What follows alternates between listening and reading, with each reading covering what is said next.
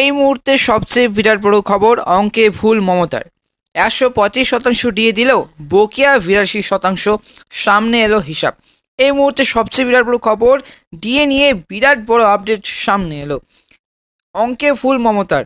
১৩৫% DA দিলেও বকেয়া ৮২%। সামনে এলো নতুন হিসাব। এই যে রাজ্য সরকার যেভাবে অঙ্ক করছে, সেই হিসাব বকেয়া ডিএ ৮২%। দাবি আন্দোলনকারীদের।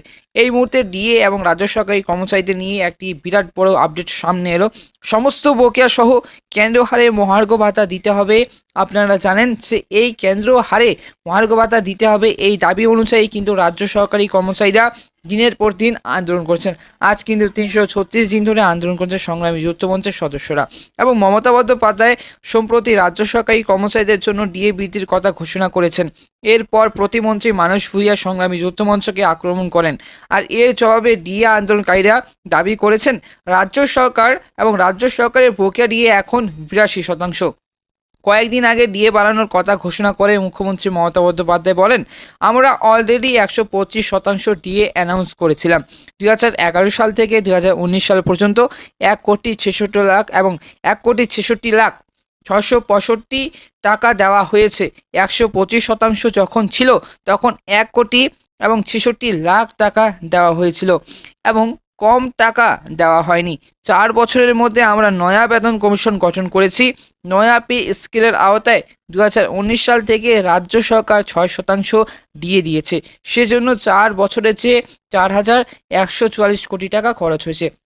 তোমাদের কয়েকদিন আগে কিন্তু ডিএ বাড়ানোর কথা ঘোষণা করেন মুখ্যমন্ত্রী মমতা বন্দ্যোপাধ্যায় আর বলেন, আমরা অলরেডি ১২৫% ডিএ অ্যানাউন্স করেছিলাম এবং ২০১১ থেকে এবং ২০১৯ সাল পর্যন্ত কিন্তু ১,৬৬,৬৬৫ টাকা দেওয়া হয়েছে। তবে ১২৫% যখন ছিল তখন কিন্তু ১,৬৬,০০,০০০ টাকা দেওয়া হয়েছিল। এই যে মুখ্যমন্ত্রী মমতা বন্দ্যোপাধ্যায়ের মতে যে ২০১১ সাল থেকে ২০১৯ সাল পর্যন্ত ১,৬৬,৬৬৫ টাকা দেওয়া হয়েছে।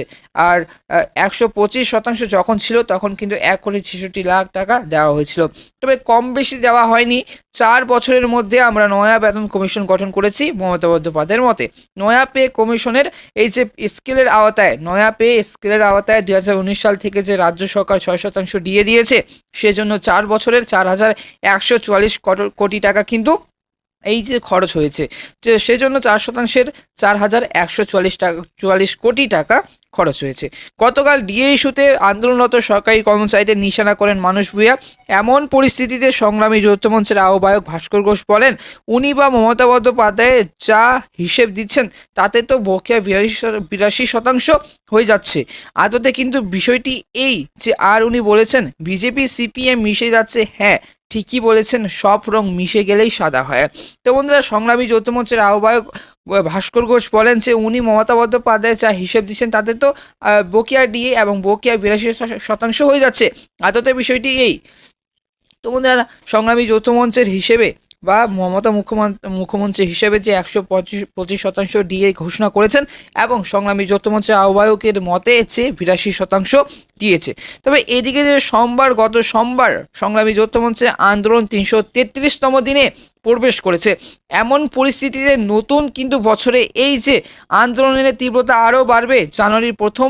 আগামী জানুয়ারি প্রথম সপ্তাহে থেকে তারা কিন্তু সাধারণ মানুষের দরজায় গিয়ে প্রচার অভিযান চালাবে এবং আগামী জানুয়ারি মাস থেকে কিন্তু তীব্রতাভাবে কিন্তু তারা আন্দোলন করবেন, বিক্ষোভ করবেন। কিন্তু এরপর ১৯ জানুয়ারি কলকাতায় একটি মহাসমাবেশ হবে।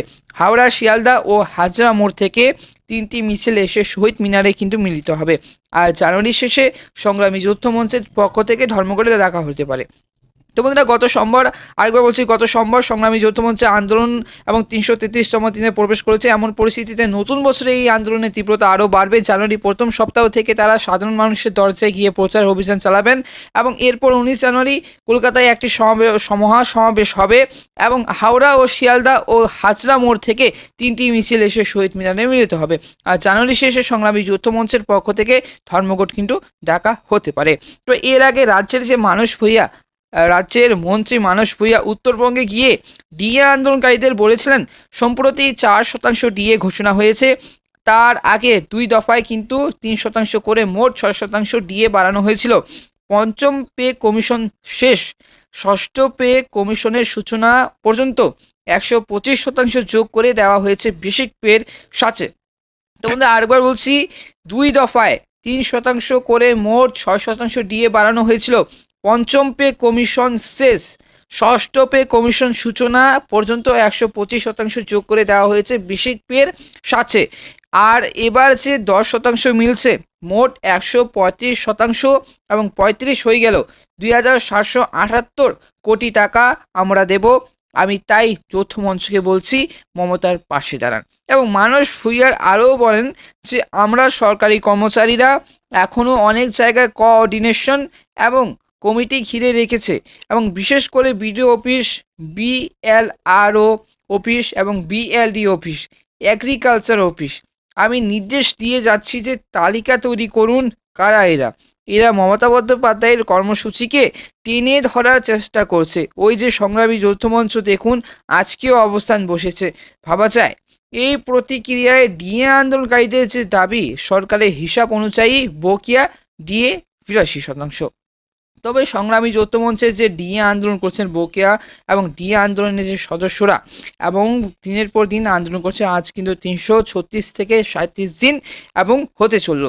তবে এই যে ডিএ নিয়ে যে কবে এই কেন্দ্র হারে ডিএ দিচ্ছে সংগ্রামী যৌথ মঞ্চ, এবং সংগ্রামী যৌথ মঞ্চ সমস্ত রাজ্য সরকারি কর্মচারীদেরকে এই সংগ্রামী যৌথ মঞ্চ গঠন এবং সংগ্রামী যৌথ মঞ্চের যে ডিএ আন্দোলনকারীরা তবে এই মুহূর্তে কিন্তু আরও কিন্তু তীব্রতাভাবে বিক্ষোভ আন্দোলন করবেন, এবং যতক্ষণ পর্যন্ত না ডিএ আন্দোলন এবং ডিএ দিচ্ছে মমতা বন্দ্যোপাধ্যায় ততক্ষণ পর্যন্ত কিন্তু আন্দোলন চালিয়ে যাবেন। তো বন্ধুরা এই ছিল আজকের ভিডিও।